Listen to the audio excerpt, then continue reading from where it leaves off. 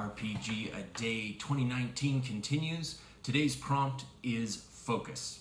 I'm hiding behind my custom Dungeon Master screen. It's got these pockets, these handy dandy pockets that I can just slide different images into, and I can change what's in here based on what game I'm running.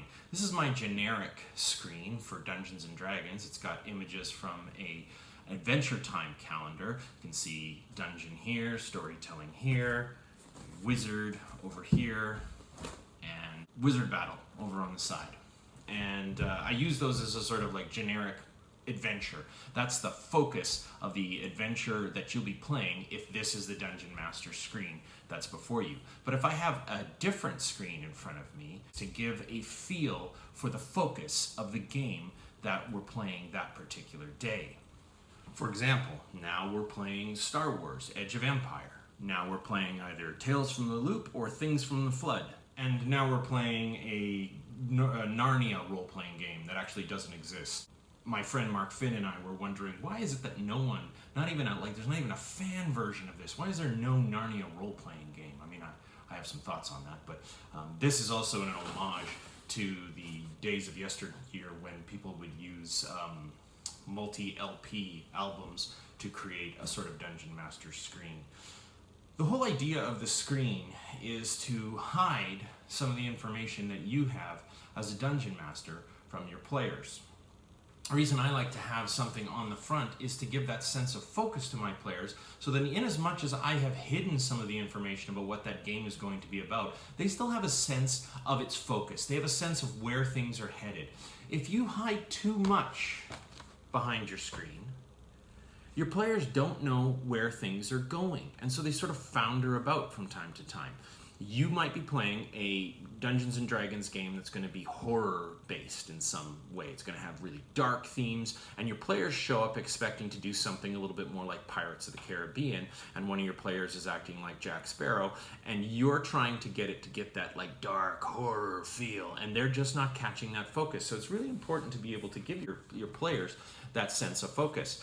And it isn't just about decorating your Dungeon Master screen, because I mean, this is not one that I've decorated. This is one that was given to me, and it is the official Free League or Free League screen for Tales from the Loop / Things from the Flood. This is more about being able to have meta conversations with your players. There's a lot of DMs that I've talked to. We get into a conversation about what's happening in our games, and I'm telling them about what's going on with my group, and they're like, it sounds like you're having meta conversations with your players. And I'm like, I absolutely am having meta conversations with my players. A meta conversation is where you break from being in the world of the game and start talking about the game and its mechanics and what just happened there.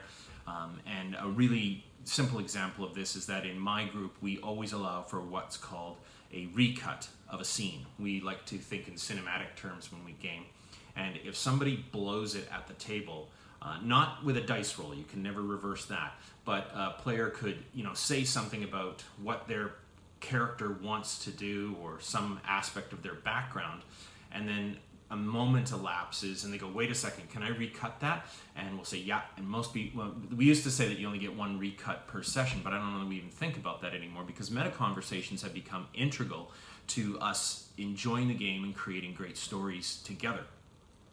One of my co-DMs, it's not somebody that I DM with, but rather that there are 3 Dungeon Masters in our group, and one of the guys was really big on making sure that the players knew the flavor and goal of the game. This is the kind of game we are playing, and this is the point. This is what your goal is. Because if your players have a clear sense of focus about what they're doing, they're going to be able to head in that direction a lot clearer. And that's not me saying I think you should railroad your players. I think you can do that in a very sandboxy, loose, and agency-filled sort of way. It's just eliminating the ultimate sense of mystery that comes if we've got too many things behind the screen, what Sly Flourish calls secrets and clues. If we've got too many secrets and clues, the game gets really confusing. So we want to keep the amount of stuff that we're keeping behind the screen to a minimum and ensure that our focus is transparent to our players.